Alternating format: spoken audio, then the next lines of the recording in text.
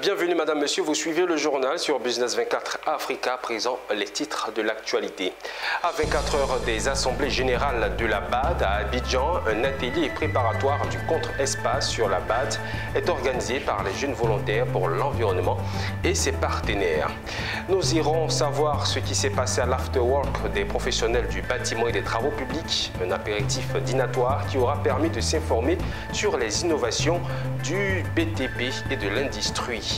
On fera un tour au Sahara 2025 où une haute délégation chinoise est allée rendre visite au Conseil Café Cacao. On en saura davantage dans ce journal. Nous entamons ce journal avec cette information.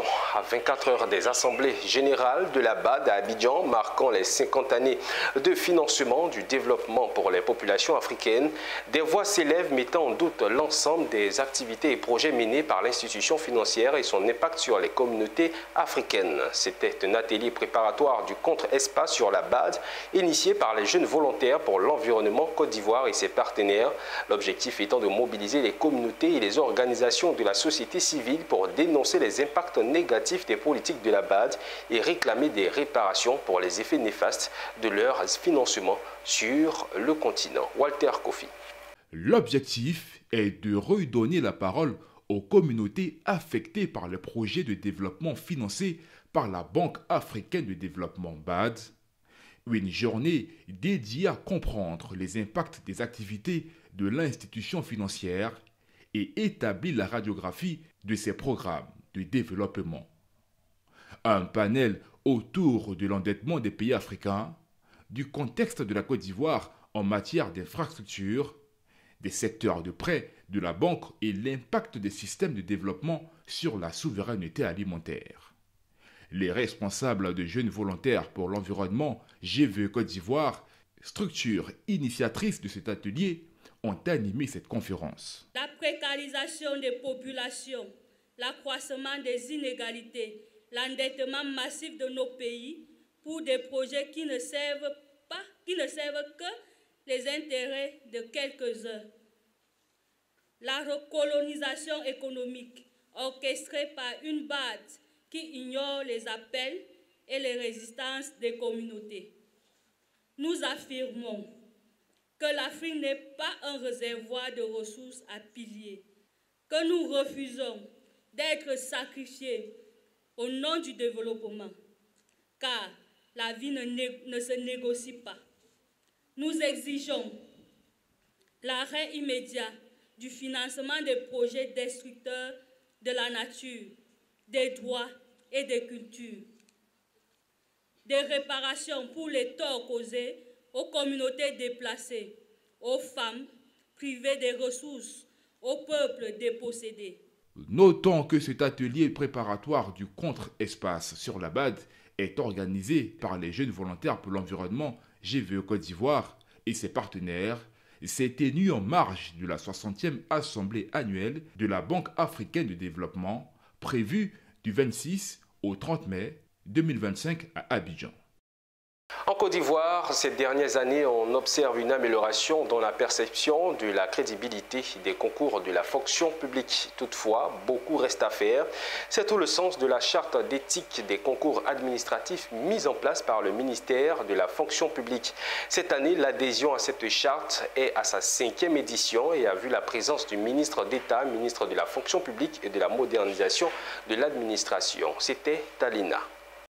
Pour une fonction publique au service du développement, Anne Désiré Ouloto a depuis des années une obsession: débarrasser le concours administratif de la fraude. C'est ce qui explique l'adhésion chaque année à la charte d'éthique des acteurs des concours administratifs. À Luna Kokodi, la 5e cérémonie d'adhésion a permis de réaffirmer l'engagement des responsables et partenaires en faveur d'un engagement de concours intègre, transparent et équitable.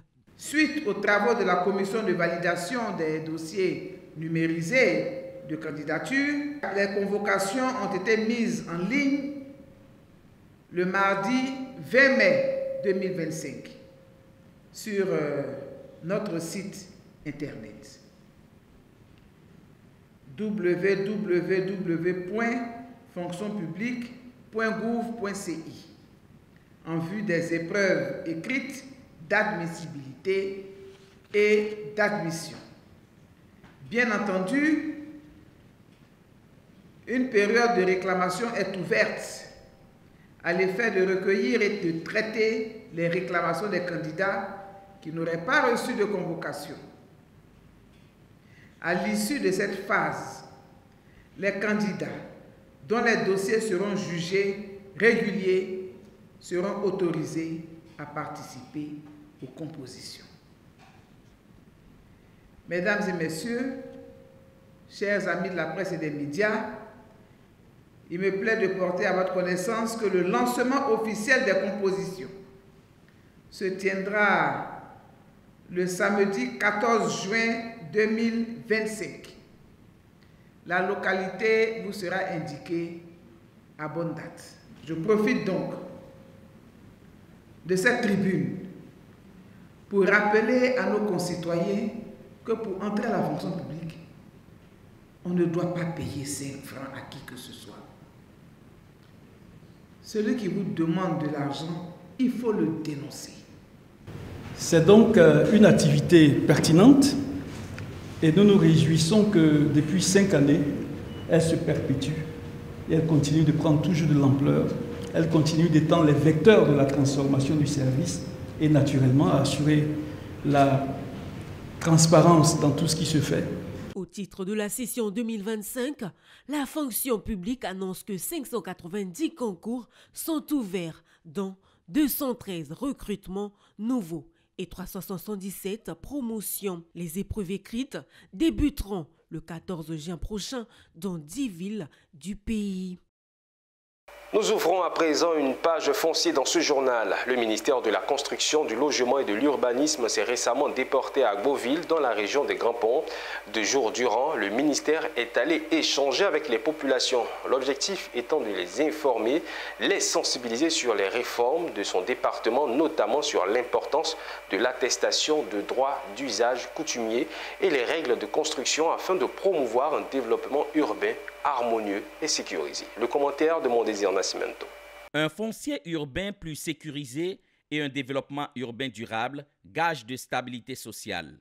C'est autour de ce thème que s'est déroulée la campagne de sensibilisation des populations d'Agboville sur les réformes du ministère de la Construction, du Logement et de l'Urbanisme. 2 jours durant, les services du ministère de la Construction sont allés à la rencontre des populations. Au menu, des informations et une sensibilisation, le tout servi dans une même assiette avec comme dessert des échanges. L'idée est d'améliorer le cadre de vie des populations, de renforcer la gouvernance foncière urbaine à travers des réformes, notamment la mise en place du SIGFU, le titrement massif des parcelles et la délivrance de l'attestation de droit d'usage coutumier ADU en remplacement des anciennes attestations villageoises, ainsi que la lutte contre les constructions anarchiques. Maintenant là, attestation de droit, il y a un lot, un papier. Et dès qu'on a fini de signer, c'est fini. Maintenant, le préfet, lui, il sait que vous avez partagé. On va, s'il y a 300 lots, on va prendre 300 attestations. Ce n'est pas le ministre qui signe attestation. Ce n'est pas le préfet. C'est toujours le chef de village qui va apposer sa signature sur l'attestation de droit coutumier, de droit d'usage. À Agboville, les chefs, après les 2 jours soutenus d'informations et d'échanges, ont remercié les autorités pour les explications données. Pour eux, le jeu vaut la chandelle. Ils repartent sans confusion ni incompréhension. Tout est désormais clair. Désormais, on ne peut pas s'élever et puis dire que je vais faire un lotissement. Il faut suivre, il faut côtoyer, disons, le chemin légal qu'ils nous ont dit. Aller à la préfecture, voir les DR et avec les instructions des DR. Voilà. Nous, les chefs, nous sommes heureux parce qu'on n'aura plus à faire attestation sur le dos. Mais ce qui est bien, c'est qu'à la fin, c'est le chef qui doit signer. Donc, nous sommes honorés. Toutes les directions du ministère en charge de la construction, les partenaires et autres acteurs de la chaîne foncière se sont tous réunis à la place de la préfecture d'Agboville, occupant des stands pour recevoir les 10 000 visiteurs attendus. Le GIBTP Meet In, l'afterwork des professionnels du bâtiment et des travaux publics, ce qui réunit les membres du GIBTP dans un esprit de cohésion et de convivialité, à partager leur passion et leur expertise, a été initié récemment à Abidjan. Cet apéritif dînatoire de la 4e édition était également le cadre idéal de networking de B2B pour s'informer des innovations de l'industrie du BTP et des opportunités qu'offrent les autres acteurs de l'économie. Alani Toua était présente. C'est un acteur qui vaut son pesant d'or. Ce vendredi, les membres du GIBTP, entendez, groupement ivoirien des professionnels du bâtiment et travaux publics, sont en connexion avec les acteurs des mines, membres du GMPC. C'est que les deux corporations partagent un intérêt commun. C'est ce qui ressort du thème de cette rencontre qui est chaîne de valeur de l'activité minière et opportunités pour les acteurs des BTP. Il s'agissait donc de faire une connexion indispensable entre BTP et mines. Pour nous, il était important d'organiser un afterwork qui permette à nos membres, aux membres de nos deux associations, de mieux se connaître. D'un côté, qu'on sache du côté des miniers leurs besoins et qu'eux aussi sachent de notre côté quelles sont les expertises que nous on offre. C'est important aujourd'hui, tout le monde parle de contenu local. Le contenu local, c'est comme ça qu'on va le construire. En se connaissant mieux, que les différents groupements sachent que localement, il y a des entreprises qui savent faire, qui ont de l'expertise, qui ont développé de l'expertise à travers les années. Et au lieu d'aller chercher des entreprises, dans le cas qui nous concerne, de BTP venant de l'extérieur pour faire des choses que nous on fait au quotidien, il est bon que nous mettions en place donc une plateforme de collaboration entre nos deux groupements pour que d'un côté, on ait leurs demandes, qu'on sache leurs besoins, et puis que nous, de l'autre côté, ils sachent qu'est-ce qu'on sait faire, ce qu'on peut offrir. Je pense que les entreprises de BTP, elles sont déjà là. Elles travaillent. Il y a certaines déjà qui travaillent pour le secteur minier, ça c'est clair. Okay. Maintenant, et c'est ça le chic de cette rencontre que nous avons eue aujourd'hui, en parlant du GIBTP et puis des mines, de voir comment est-ce qu'on pourrait intensifier un peu ce partenariat-là avec des résultats plus ou moins concrets. Cette rencontre GIBTP, GPMC s'est déroulée dans une ambiance conviviale, un moment d'interaction et de promotion de valeurs communes. Présidé par Lamine Koné, le GIBTP est la principale organisation professionnelle privée dans le secteur du BTP en Côte d'Ivoire. Il regroupe les principales entreprises du secteur du bâtiment et les travaux publics opérant en Côte d'Ivoire. Nous ouvrons à présent la page dédiée au Sahara 2025.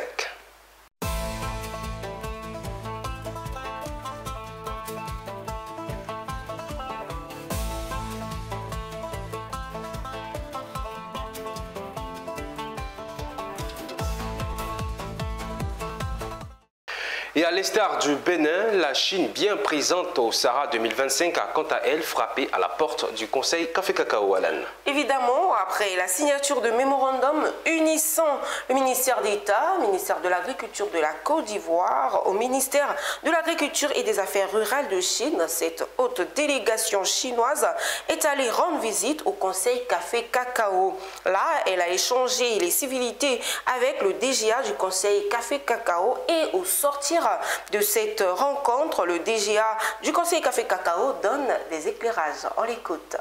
Bon, disons que les Chinois, aujourd'hui c'est la journée chinoise. Ils ont signé un accord cadre général avec le ministère d'État, le ministère de l'Agriculture, et ils veulent signer un accord avec le centre de recherche. Donc, nous ne pouvons pas signer aujourd'hui cet accord, mais ils sont venus leur présenter ce que nous faisons. Et d'ici, nous allons partir sur le site du Centre national de recherche agronomique. Mais justement, ils sont en avance, il faut pouvoir profiter des technologies qu'il y a à notre profit. Donc, c'est ce qu'il faut analyser et tirer le meilleur profit pour la Côte d'Ivoire. Juste après cette visite chinoise en Jassémien, le conseil du café cacao avait aussi organisé la classe cacao lors de cette deuxième journée du Sahara. Cette activité ludique et éducative a permis aux tout petits de s'amuser et de s'imprégner du processus de fabrication de chocolat. Revenons sur ce temps fort avec Michel Brault.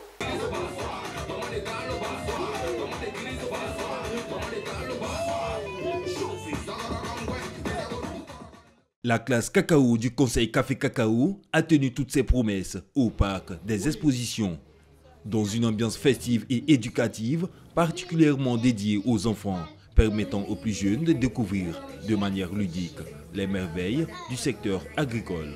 L'un des moments forts de cette journée a été l'atelier de fabrication de chocolat, une activité qui a capté l'attention des tout-petits. Les enfants ont eu l'opportunité de s'immerger dans le processus de transformation des fèves de cacao en chocolat savoureux. Encadrés par des professionnels passionnés, ils ont pu participer activement en apprenant les différentes étapes de la récolte des fèves à la dégustation du produit fini. L'objectif de nos ateliers, c'est de pouvoir reprendre les recettes à la maison. On veut incorporer le cacao dans nos mets, dans nos habitudes alimentaires. Donc nous apprenons aux enfants comment faire leur chocolat, comment faire des beaux flottos, comment faire des momies au chocolat. On est nous-mêmes surpris quand on leur pose des questions, ils savent déjà, parce que de plus en plus les enfants s'intéressent au cacao. Donc on est nous-mêmes surpris, on prend les enfants de 7 à 12 ans pour être sûr qu'ils assimilent, qu'ils comprennent parfaitement ce qu'on leur dit. Cette activité aiderait chaque enfant à pouvoir connaître comment fabriquer le chocolat, le café et le chocolat. Et je pense aussi pour ceux qui ont fait cette activité, qu'ils doivent faire encore plus d'activités pour aider chaque enfant de nous à connaître comment fabriquer le café cacao. Le salon a non seulement permis de valoriser l'agriculture ivoirienne, mais également de sensibiliser les jeunes générations à l'importance de ce secteur vital, tout en leur offrant une expérience enrichissante et inévitable.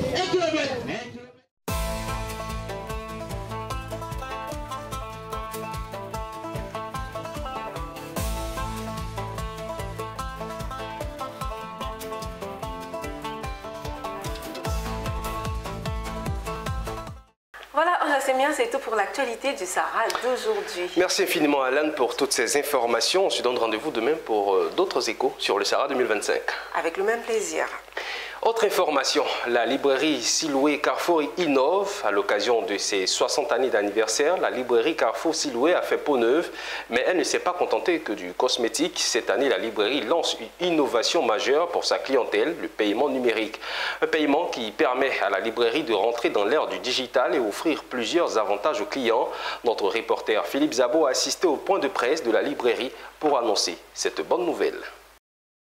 C'est une innovation majeure qui fait rentrer la librairie Carrefour Siloué dans l'ère du digital, le paiement numérique, un paiement qui offre plusieurs avantages, rapidité et simplicité pour réduire le temps d'attente aux caisses, sécurité et confort pour les clients qui peuvent payer avec leurs cartes bancaires, smartphones ou autres moyens électroniques. Nous voulons informer nos visiteurs, nos parents d'élèves, que cette année, la librairie va innover à l'occasion de la rentrée scolaire.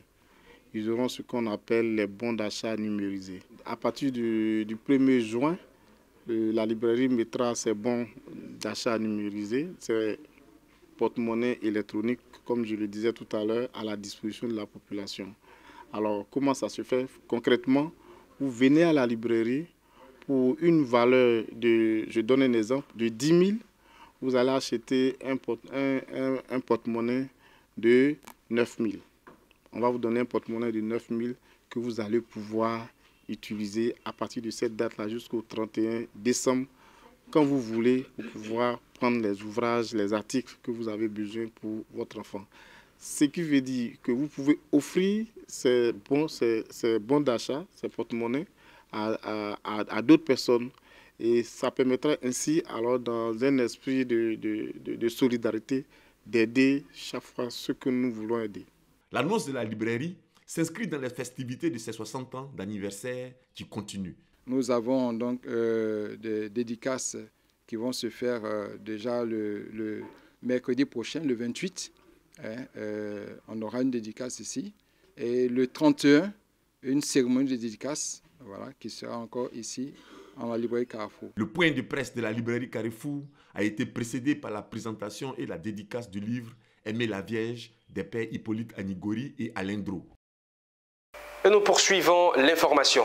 L'École nationale supérieure de statistique d'économie appliquée, en partenariat avec la Société d'économétrie et l'appui financier de l'UEMOA, organise du 23 au 28 mai l'Université d'été africaine en économétrie. Cette activité a réuni des étudiants, jeunes professeurs et professionnels de la recherche d'institutions africaines et étrangères. L'initiative de l'Université d'été africaine en économétrie vise à former les participants aux nouvelles techniques en économétrie théorique et appliquée. Sandrine Kwame. Présenter aux participants les nouvelles évolutions en économétrie et aussi les applications de ces méthodes sur des cas en agriculture et en commerce international. Tel est l'objectif de l'initiative de l'Université d'été africaine en économétrie. Pour la session 2025, 3 thèmes sont ouverts, notamment sur le rôle de la technologie dans la transformation structurelle de l'Afrique subsaharienne, les nouvelles tendances dans la migration, la spécialisation et le commerce avec un accent sur le monde en développement et les nouvelles tendances sur les méthodes de différence et de référence. Donc l'université d'été, qu'il faut comprendre derrière, c'est que c'est une opportunité de formation qui est offerte aux chercheurs d'Afrique et d'ailleurs, de pouvoir se former en général donc, à toutes les nouvelles évolutions, à toutes les techniques en économétrie avec des professeurs de renom donc, provenant donc, de grandes universités internationales qui viennent partager donc, le fruit de leurs recherches. En général, c'est une formation de crème. Donc nous sélectionnons les meilleurs en Afrique qui font l'économie et l'économie quantitative. Et ils apprennent un peu les techniques à l'utilisation de l'économie de développement, la macroéconomie et tout. Ouais. 80 participants présents prennent part à cette session de l'Université d'été africaine en économétrie du 23 au 28 mai 2025. Déjà, je peux dire que la formation de ce matin, ça permet de voir comment s'applique les nouvelles méthodes aux réalités. Du coup, dans n'importe quel domaine, par exemple, moi je suis dans le domaine de l'éducation, ça pourrait me permettre d'appliquer ces méthodes-là. Pour rappel, l'ENCA forme depuis plus de 60 ans des experts en statistique, en analyse économique et en gestion publique. Le syndicat autonome pour garantir l'épanouissement des enseignants-chercheurs et chercheurs, en abrégé SAGEC, n'est pas content. Un sentiment exprimé lors d'une assemblée générale extraordinaire tenue récemment à l'université Alassane Ouattara de Bouaké. À l'issue des échanges durant cette rencontre, le SAGEC annonce un arrêt de travail de 3 jours en juin prochain. Une action pour amener les autorités au plus haut niveau à se pencher sur l'unique point de revendication du syndicat portant sur le statut particulier du corps enseignant du supérieur. Le point de cette assemblée générale avec Emmanuel Bonzo. Cette décision de marquer un arrêt de travail en juin prochain intervient suite à l'inaction des autorités compétentes d'apporter une réponse claire à l'unique point de revendication du syndicat autonome pour garantir l'épanouissement des enseignants-chercheurs et chercheurs. En effet, le SAGEC réclame l'adoption d'un statut particulier propre à leur corporation. Et depuis le 6 décembre 2023, date de la précédente Assemblée générale, ce mouvement syndical porte à bras le corps cette préoccupation d'amélioration des conditions d'exercice et de vie du corps enseignant du supérieur. Alors, après 2 ans, 6 mois de discussion, nous n'avons aucune information sur les résultats des discussions sectorielles. Alors, pour nous, il n'est pas juste et normal que... après 2 ans, on n'ait pas de résultats. Je ne peux pas savoir en réalité pourquoi le ministre de tutelle ne veut pas nous appeler à la table de discussion.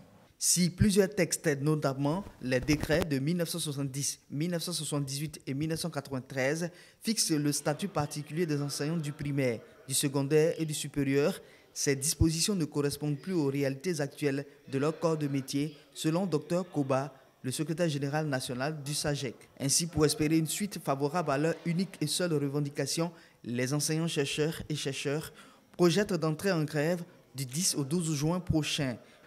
Il ressort de cette assemblée générale que le SAGEC doit conduire à point nommé la revendication principale.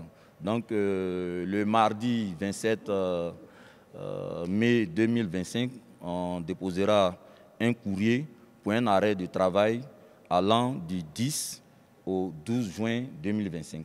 La centrale syndicale Espoir à laquelle nous appartenons n'a pas signataire d'une quelconque trêve sociale. Et le président de la République a demandé que les discussions soient inclusives. Et donc, même quand tu n'es pas coopté, il est important qu'on puisse prendre en compte tes revendications. C'est donc pour donner un coup de fouet véritable à son combat que le SAGEC entend mener cette action de revendication, dont quelques points portent sur la revalorisation des salaires, l'amélioration de la prime de recherche et l'obtention du passeport diplomatique pour faciliter les déplacements professionnels des enseignants et des chercheurs. Le Conseil régional du Cavalier a tenu sa deuxième réunion de l'année 2025. Récemment, au cours de cette réunion, le budget modificatif numéro 1 a été adopté. À cette session, le président du Conseil régional a remis des véhicules flambant neufs aux directeurs centraux du Conseil. Des projets structurants ont été annoncés pour le bonheur des populations du Guémon. Théodore Kanga. Le Conseil régional du Guémon a adopté, lors de sa deuxième session ordinaire, le budget modificatif numéro 1 de l'exercice 2025. Ce budget s'équilibre en recettes et en dépenses à la somme de 3 974 845 000 francs CFA, dont 1 201 918 000 francs CFA pour le fonctionnement et 2 772 928 000 francs CFA affectés à l'investissement. Nous avons eu un excédent de plus d'1 milliard. Donc il faut prendre en compte donc certains projets qui sont en voie d'achèvement et d'autres qui n'ont pas été encore réalisés. Donc cet excédent de plus d'1 milliard nous a permis de prendre en compte certains projets pour le bonheur des populations. Cette hausse du budget s'explique par un excédent budgétaire enregistré à l'issue de l'exercice 2024, témoignant d'une gestion saine et rigoureuse de l'institution régionale. Au cours de cette session, le président du conseil régional, Seredo Célestin, a procédé à la remise de véhicules aux directeurs centraux. Cette initiative vise à renforcer leur capacité de suivi des chantiers, notamment dans les zones reculées. Et donc, il y a 5 véhicules flambant neufs, des pick-up qui puissent permettre aux agents animant l'instrument de développement, à ces agents de développement-là, d'aller dans les fins fonds du Guémon pour constater, voir, observer et prendre des décisions en vue d'accompagner le développement. Plusieurs projets de développement ont été annoncés au cours de cette réunion statutaire. Mais en marge donc de ces points importants les uns que les autres, le président de région nous a donné l'agréable information de vastes projets de culture vivrière qui va se dérouler dans la région du Guémon. Et c'est avec le partenariat de Raiza, qui est un grand groupe espagnol.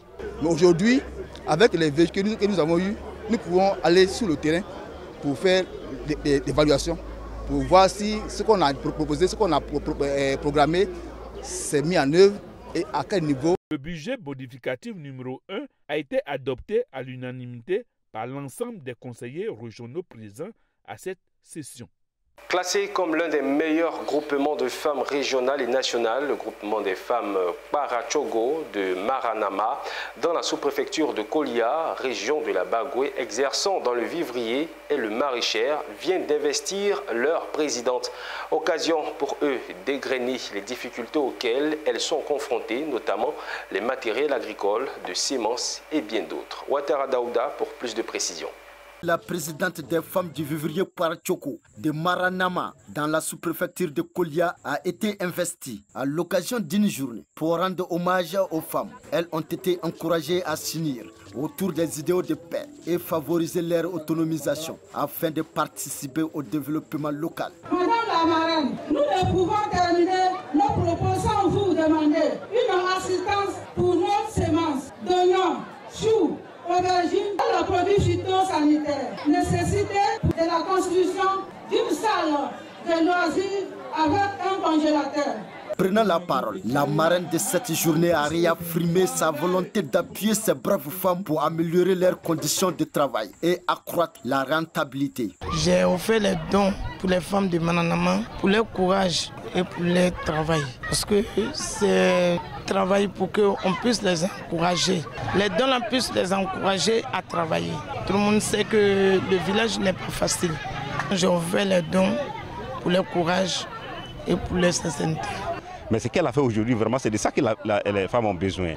Les matériels d'arrosage, les outils de travail, c'est ça vraiment qui est important. Ça va leur permettre de pouvoir avoir une certaine autonomie et de pouvoir véritablement commencer à faire ce qu'ils font. Aujourd'hui, c'est la première association du maraîcher de la Bagoué. Le maraîcher aujourd'hui produit beaucoup de vivres pour que nous soyons en autosuffisance alimentaire. Nous demandons au gouvernement de nous soutenir, de venir en aide à ces braves femmes. Nous n'aurons plus besoin d'aller importer de l'oignon où que ce soit. Nous saurons nous éviter et nous allons pouvoir produire en quantité toutes ces choses-là. Pour joindre l'acte à la parole, la marraine a offert des brouettes, des arrosoirs, des dabas, des marmites pour un coût global de 2 250 000. Le village de Maranama est le premier producteur d'oignons en Côte d'Ivoire. Et voilà pour l'essentiel de l'information sur Business 24 Africa. Merci de nous avoir suivis. Restez en notre compagnie. Le programme se poursuit. Bonne fête des mères à toutes les mamans de Côte d'Ivoire et du monde entier.